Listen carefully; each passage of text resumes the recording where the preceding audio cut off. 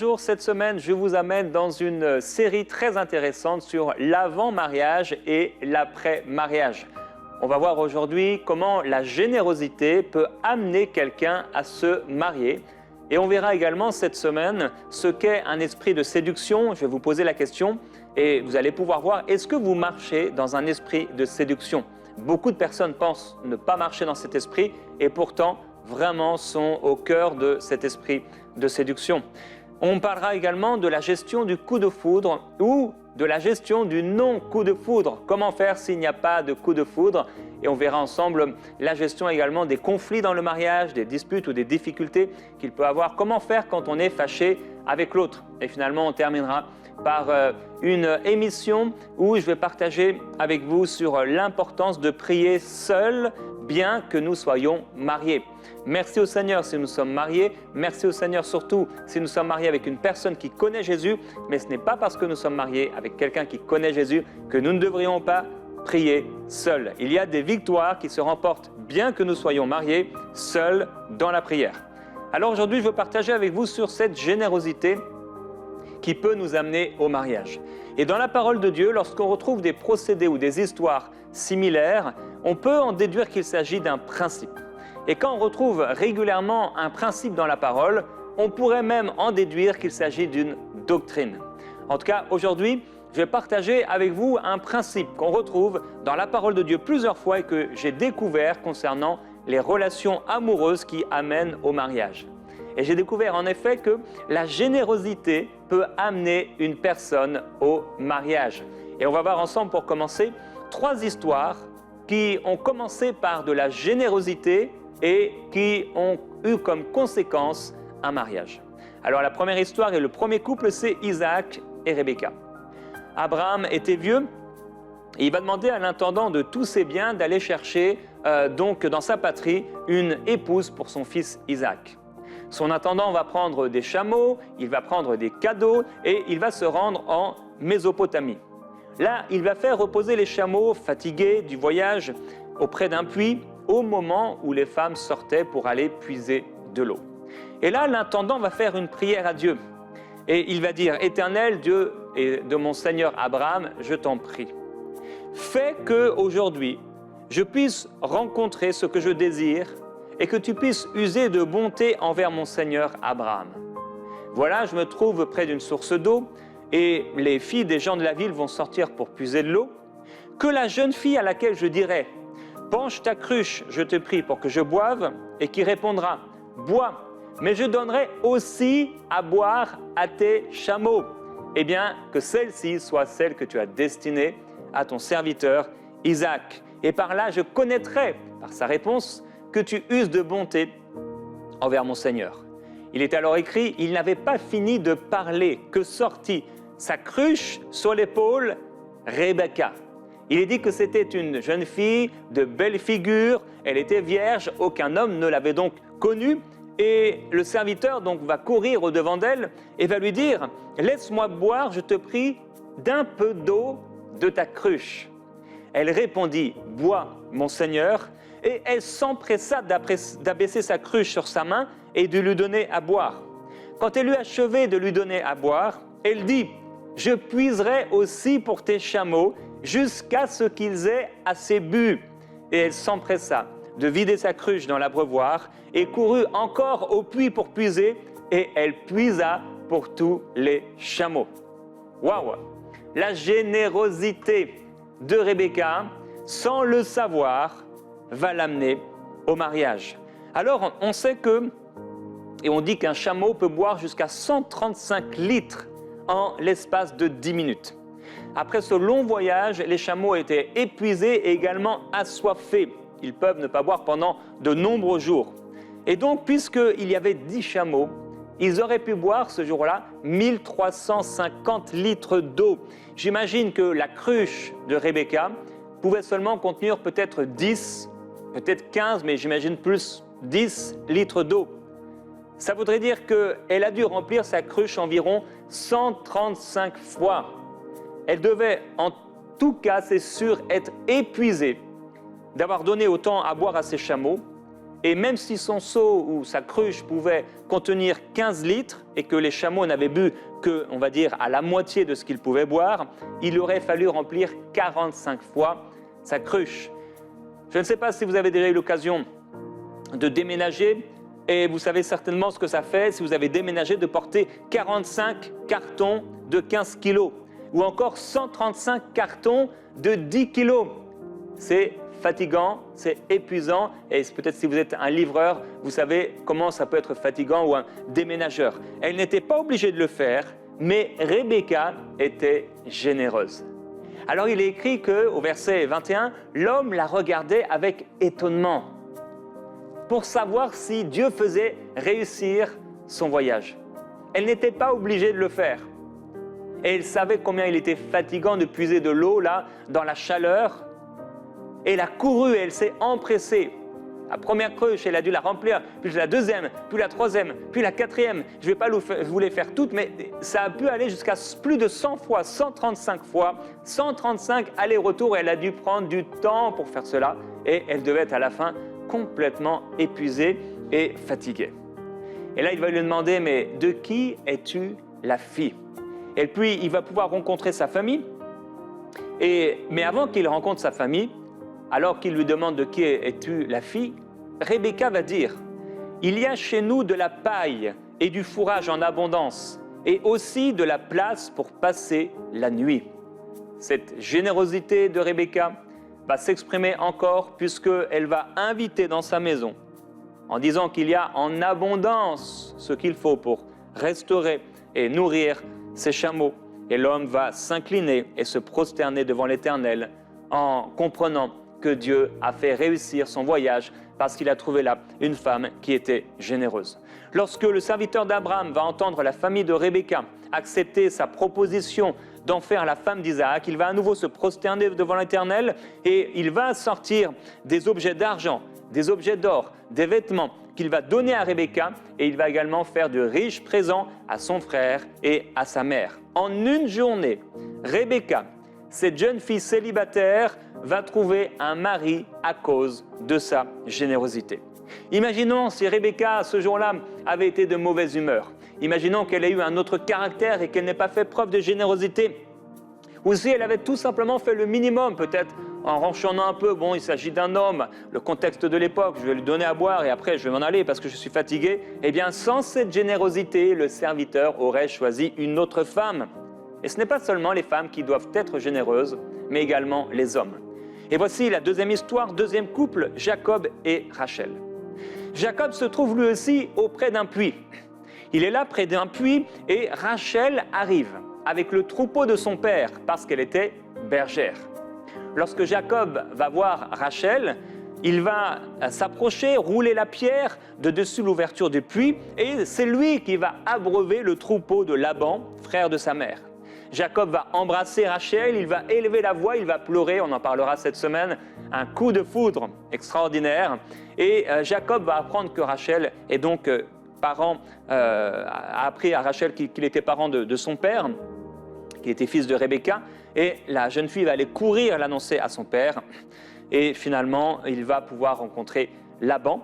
Laban va dire, mais certainement celui-ci est mes os et ma chair, et Jacob va demeurer 1 mois chez Laban. Pendant 1 mois, Jacob va servir généreusement, sans rien demander, et à cause de cette générosité, Laban va être prêt à donner sa fille en mariage à Jacob. Bon, on sait qu'il va le tromper, mais toutefois, cette générosité va amener Jacob à pouvoir épouser Rachel. Pourquoi? Parce que là, près du puits, il a été généreux. Pourquoi? Parce que à cause de cette générosité près du puits, ça l'a amené dans la maison de Laban. Et cette générosité, il a continué à la manifester et il a pu trouver sa femme. Troisième couple, Moïse et Séphora. Moïse va s'enfuir devant le pharaon et il va se retirer dans le pays de Madian. Il va s'arrêter près d'un puits. Et il y a là le sacrificateur de Madian qui avait 7 filles. Elles vont puiser de l'eau et les bergers vont arriver et les chasser. Mais Moïse se lève, prend leur défense et fait boire leur troupeau. Là encore, ça a dû prendre du temps.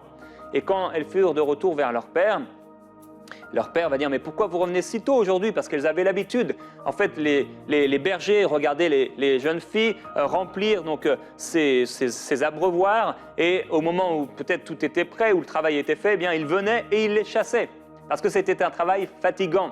Et donc ce jour-là, elles arrivent plus tôt que prévu parce que Moïse s'est interposé. Et il dit, mais pourquoi avez-vous laissé cet homme? Appelez-le qu'il prenne de la nourriture.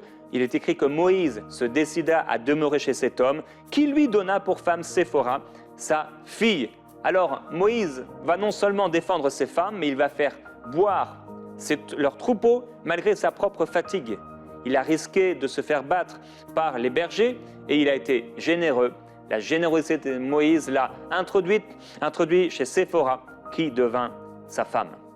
3 exemples, 3 histoires. Parmi les pères qu'on peut trouver dans l'Ancien Testament, je crois qu'il y a un principe derrière. Alors, le puits est le lieu, apparemment, des rencontres amoureuses. 3 histoires similaires qui terminent par un mariage. 3 rencontres près d'un puits. À croire que le puits est vraiment le lieu des rencontres amoureuses. Rebecca, Rachel, Séphora n'ont pas eu peur de se salir les mains, d'être actives et de faire un travail qui paraissait peut-être ingrat. Que se serait-il passé si Rebecca, Jacob, Moïse avaient été égoïstes et individualistes? Eh bien, je crois qu'on n'aurait pas vu ces 3 mariages. La générosité. Lorsque j'étais jeune, adolescent, une fille m'a quitté parce que j'étais radin. Au contraire, la générosité peut t'introduire dans le mariage. L'un des puits les plus connus, c'est l'Église. Dans l'Église, le puits de l'Église, Dieu peut te faire rencontrer quelqu'un. Et si tu fais preuve de générosité, ton cœur est généreux et tu es un homme, une femme actif dans le royaume de Dieu, certainement des opportunités tu rencontreras et tu rencontreras également la perle de grand prix.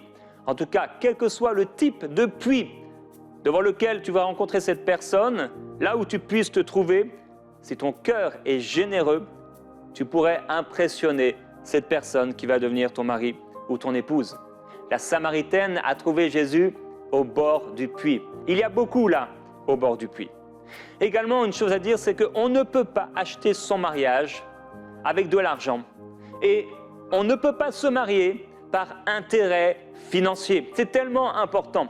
L'ex-magicien Simon s'est approché des apôtres avec de l'argent et il a dit il voulait avec cet argent pouvoir payer pour avoir la capacité de, lorsqu'il imposerait les mains aux gens, il serait baptisé du Saint-Esprit. Mais qu'est-ce que va répondre Pierre? Il va lui dire que ton argent périsse avec toi parce que tu t'es imaginé que tu pouvais acheter le don de Dieu avec de l'argent. Et Pierre va dire mais je vois que tu es en proie au fiel amer et que ton cœur n'est pas droit devant Dieu. Tu n'as ni part ni droit dans cette affaire, car ton cœur n'est pas droit devant Dieu. Alors parfois, vous savez, il y a des choses qui sont impures dans le cœur de certaines personnes. On ne peut pas payer Dieu en donnant de l'argent ou en s'imaginant que parce qu'on donne de l'argent, eh bien Dieu va nous faire trouver quelqu'un. On ne peut pas répondre à un faux prophète qui voudrait, par malice, par manipulation, obtenir de nous de l'argent en nous prophétisant qu'on va rencontrer quelqu'un. Ça ne fonctionne pas dans le royaume de Dieu. Et on ne peut pas non plus imaginer vouloir se marier par intérêt financier. Le cœur de Simon n'était pas droit. Le problème, ce n'était pas de ne pas rencontrer quelqu'un, le problème, c'était à l'intérieur. Il voulait, avec de l'argent, obtenir le don de Dieu. Celui qui trouve une femme, trouve le bonheur, c'est une grâce, c'est un don qui vient de l'Éternel. L'argent n'a rien à voir avec le fait de se marier ou pas. C'est le don de Dieu qui enrichit. Il ne le fait suivre d'aucun chagrin. Donc Simon devait changer les intentions de son cœur, se détourner du mal et être libéré des sentiments qui l'animaient. Il ne s'agit donc pas d'avoir une fausse générosité en apportant de l'argent comme Simon, mais d'avoir un beau cœur. On ne peut pas acheter l'autre et on ne peut pas acheter Dieu pour obtenir un mariage. Il faut que notre générosité soit le reflet de notre cœur. Donc il faut d'abord régler les problèmes du cœur avant de pouvoir être en état de vivre les bénéfices de notre générosité. Quatrièmement, Dieu a attaché à la générosité des promesses. Il est écrit « Celui qui est généreux connaîtra l'abondance, et celui qui donne à boire aux autres sera lui-même désaltéré. » c'est ce que Rebecca a pu vivre. Elle a donné à boire et elle a été elle-même désaltérée. L'évangile fut annoncé la première fois aux païens chez Corneille, dont il est dit qu'il était pieux, qu'il adorait Dieu avec tous les gens de sa maison et qu'il était généreux envers les pauvres du peuple. Parce qu'il était généreux et parce qu'il était pieux, l'évangile a pu entrer dans sa maison et l'évangile a été ouvert aux païens à cause, entre autres, non seulement de sa piété, mais également de sa générosité envers les pauvres. Il est écrit dans 2 Corinthiens chapitre 9, « Semence parcimonieuse ou maigre semence, faible semence, maigre récolte. Semence généreuse, moisson abondante. » Oui, que celui qui donne le fasse avec générosité. Sois généreux. N'aie pas peur de donner de l'argent, de faire du bien, que ce soit avec ton argent d'ailleurs, mais que ce soit également avec ton temps. Prends du temps pour aimer les personnes qui sont autour de toi. Prends du temps pour faire du bien. Prends du temps pour t'investir dans le royaume de Dieu et sois assuré que si tu fais du bien aux autres, si tu donnes à boire aux autres, tu auras et tu seras toi-même arrosé par la bénédiction du Seigneur. Et pour terminer, oui, la vraie bénédiction vient du Seigneur. Il est écrit dans Proverbe au chapitre 3, mais également dans Psaume au chapitre 37, qu'on peut se confier en l'Éternel. Confie-toi en l'Éternel et fais du bien. Aie le pays pour demeure, que la fidélité soit ta nourriture. Fais de l'Éternel tes délices et il t'accordera ce que ton cœur désire. Ça, c'était le verset de notre mariage. Fais de l'Éternel tes délices et il t'accordera ce que ton cœur désire. Dieu est le maître des rencontres. Quand le serviteur d'Abraham va voir la générosité de Rebecca, il a compris que l'Éternel a fait réussir son voyage. Et je veux t'encourager aujourd'hui à être bon et à être généreux. Sois une personne pleine de bonté et pleine de générosité. Parce que Dieu a le pouvoir de te combler et de te faire du bien, afin que tu puisses être une source de bénédiction pour les personnes qui sont autour de toi. Et puisqu'il y a, je crois, là, un principe.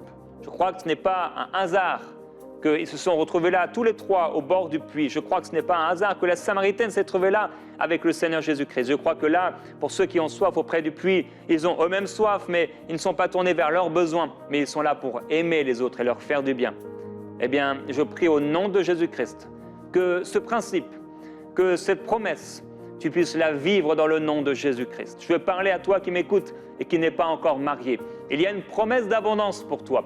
Oui, il n'est pas bon que l'homme soit seul. Je lui ferai une aide qui soit semblable à lui, qui sera un vis-à-vis. Père, je veux te glorifier et te remercier pour cette jeune fille, cette jeune femme, cette femme, ce jeune homme ou cet homme qui m'écoute aujourd'hui et qui n'est pas marié et qui aspire et qui désire de tout son cœur rencontrer la bonne personne. Oui, quand on a trouvé la perle de grand prix, nos yeux ne sont à nous que pour elle. Tout le reste disparaît.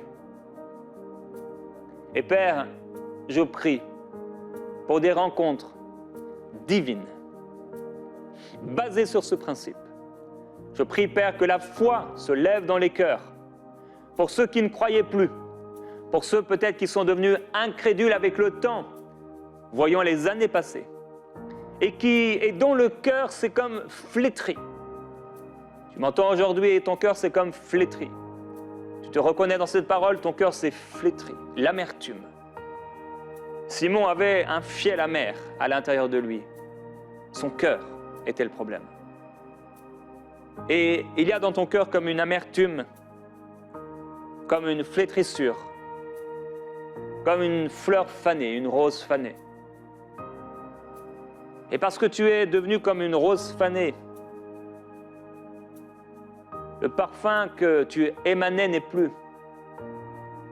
Et le Seigneur Jésus-Christ est prêt à recevoir ta repentance. Parce que le doute et l'incrédulité ont préoccupé ton cœur. Et aujourd'hui, cette odeur et cette bonne odeur a disparu. Mais alors que tu t'approches de lui dans la repentance et l'humilité, le Seigneur veut te redonner cette odeur, cette gloire et te faire resplendir afin que tu puisses être vu et admiré par cette personne. Et je prie dans le nom de Jésus pour cette rencontre divine.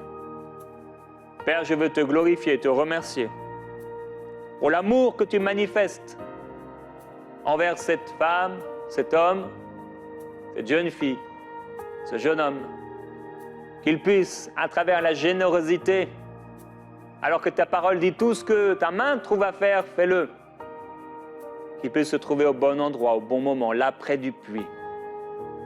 Seigneur, je veux déclarer qu'il, elle se retrouve au bord de ce puits et qu'il, elle soit à ce moment-là la solution. Père, merci pour cette jeune fille qui va aider quelqu'un. Merci pour ce jeune garçon, ce jeune homme qui va aider peut-être quelqu'un dans ses études, dans son travail, qui va être une solution, peut-être dans la prière, qui va aider quelqu'un à s'organiser, qui va aider quelqu'un dans un moment difficile. Et cette générosité va l'introduire au cœur du mariage. Père, je veux te glorifier et te remercier. Je prie que maintenant cette fleur puisse renaître. Je prie que alors que dans la vallée des ossements desséchés, tu as parlé à travers la bouche de ton serviteur a parlé et a amené ces ossements desséchés à reprendre vie et à devenir une grande armée. Eh bien, je prie dans le nom de Jésus-Christ et je parle la parole de Dieu sur toi. Un esprit de vie et de résurrection. Au nom de Jésus, fais rejaillir en toi l'espérance, la joie et la foi par le Saint-Esprit. Je veux déclarer au nom de Jésus-Christ cette joie pour toi qui as perdu cette joie. Père, remplis-la, remplis-le d'une joie surnaturelle. Tu vois comment l'amertume s'est installée dans son cœur. Elle a été plongée comme dans les ténèbres, au point où elle est lasse, elle est fatiguée. Elle est entrée dans la lassitude et plusieurs d'entre elles et plusieurs d'entre eux sont même entrés dans le péché parce qu'elles ont été lasses et fatiguées. Et les voilà entrées dans la pornographie et toutes sortes de vices mauvais, dans des addictions ou dans toutes sortes de choses qu'ils font et qui prennent du temps. Et elles ont perdu l'esprit de prière. Père, je veux déclarer au nom de Jésus-Christ qu'il se passe quelque chose dans son cœur par le Saint-Esprit. Que ce soit Sophie, que ce soit Cécile, que ce soit Nicolas dans le nom de Jésus, que ce soit Alphonse, quel que soit son nom, dans le nom du Seigneur. Fais renaître dans son cœur quelque chose de nouveau. La passion, l'évangile du Seigneur Jésus-Christ. Merci Seigneur Jésus-Christ pour les Dorcas qui paraissent être mortes, mais que tu ressuscites dans le nom de Jésus. Merci pour les cœurs vivifiés par ton esprit et la bonne odeur qui renaît et qui attire dans le nom du Seigneur, la bonne personne. Je veux te glorifier, Seigneur Jésus-Christ, pour l'espérance et la foi que tu fais renaître dans les cœurs, pour la vitalité dans l'esprit, la force dans l'esprit, la ferveur spirituelle. Je prie pour ces jeunes filles, ces jeunes hommes, ces hommes et ces femmes qui, parce que la lassitude et l'amertume du cœur les a éloignés de la ferveur et les a éloignés des réunions de prière, là où elles devaient se tenir, là dans la prière. Elles devaient se tenir là dans l'église et servir de tout leur cœur. Elles ont été fatiguées. Mais je prie également aussi pour celles qui sont là et qui sont concentrées à 100% sur le service et qui ont oublié simplement de s'arrêter au bord du puits. Je prie pour celles qui sont tellement préoccupées qu'elles n'ont pas le temps de discuter. Seigneur, Rebecca a pu discuter avec le serviteur. Elle a pu donner du temps. Elle a pu prendre le temps. Et elle a pu inviter. Et je prie de la même façon que ces célibataires qui veulent se marier puissent trouver le temps, puissent discuter et puissent inviter. Merci pour le cœur qui peut inviter. Merci pour le cœur généreux. Merci pour le cœur ouvert, Seigneur. Je prie, je parle au nom de Jésus-Christ des mariages. Je parle au nom du Seigneur des rencontres divines pour que tu sois glorifié. Et je prie que ce qui anime le cœur, Seigneur, soit non seulement de pouvoir avoir quelqu'un qui les aime, mais avant tout de pouvoir te servir ensemble. Père, je prie pour des couples forts au nom de Jésus-Christ dans la foi. Je prie pour des couples de serviteurs, des servantes de Dieu, non pas seulement ceux qui prêchent l'Évangile, mais tous tes enfants, qu'ils soient des serviteurs et des servantes, Seigneur, pour ta gloire. Je prie qu'aucun d'eux, Seigneur, après cette rencontre divine, ne transforme, Seigneur, cette bénédiction en malédiction, parce que les voilà s'éloigner de l'Église, s'éloigner de ta parole, s'éloigner de ta présence, parce qu'ils sont maintenant trop préoccupés, trop occupés par les choses de ce monde. Père, je prie au nom de Jésus-Christ pour des mariages forts, forts dans l'esprit, forts non seulement dans l'esprit, mais également dans les 3 dimensions de leur être, forts dans le naturel, forts dans la foi, forts dans ta parole, forts, Seigneur, dans la ferveur. Je prie qu'il en soit ainsi dans le nom du Seigneur Jésus-Christ. Je déclarais la gloire du Seigneur sur vous, la présence de Dieu, cette rencontre du puits, quel que soit le puits, là où vous allez vous trouver. Père, je te remercie pour ce puits des rencontres, ce puits où tu donnes à boire, ce puits, Seigneur, où tu désaltères, ce puits où tu viens, Seigneur Jésus-Christ, et tu fais couler des fleuves, fleuves d'eau vive qui amènent une vie nouvelle, fleuves d'eau vive qui changent une destinée, fleuves d'eau vive, Seigneur, qui introduit le mariage, qui introduit cette joie, qui introduit, Seigneur, cette direction et cette conduite, ce discernement du Saint-Esprit. Je veux parler, Père, le discernement du Saint-Esprit. Je prie pour cela. Je prie pour le discernement du Saint-Esprit. Je prie que tu gardes, Seigneur, ces hommes et ces femmes, Seigneur, de chercher quelqu'un, Seigneur, qui soit un ennemi de l'Évangile. Je prie que tu les gardes, oh Dieu, de tomber dans des choses, Seigneur, que tu désapprouves et qui déshonorent ton nom. Et je prie qu'ils soient toujours, Seigneur, toujours un parfum de bonne odeur, une perle de grand prix dans ton royaume, que leur lampe soit toujours allumée dans le nom du Seigneur Jésus-Christ, afin qu'il n'ait pas honte le jour où tu reviendras. Je te glorifie, Seigneur Jésus-Christ. Merci, Saint-Esprit. Prenons cette dernière minute maintenant pour s'ouvrir à la présence du Saint-Esprit. Là où tu es, invite le Saint-Esprit. Dis-lui, Saint-Esprit, viens tout contrôler. Viens tout diriger. Viens régner dans mon cœur. Lave mon cœur. Lave mes pensées. Éloigne de moi toute impureté. Éloigne de moi tout raisonnement mauvais. Éloigne de moi l'incrédulité. Saint-Esprit, efface tout ce qui est mal. Efface tout ce qui doit être effacé. Et introduis-moi au cœur de ta volonté. Dans le nom de Jésus, Saint-Esprit, tu es le bienvenu. Dirige-moi, guide-moi, dirige mes pas, dirige mon cœur et mes regards vers ce qui est bien, vers ce qui est juste, vers ce que tu approuves. Au nom de Jésus-Christ, tu as le meilleur pour moi et je veux te glorifier. Amen. Gloire à Dieu.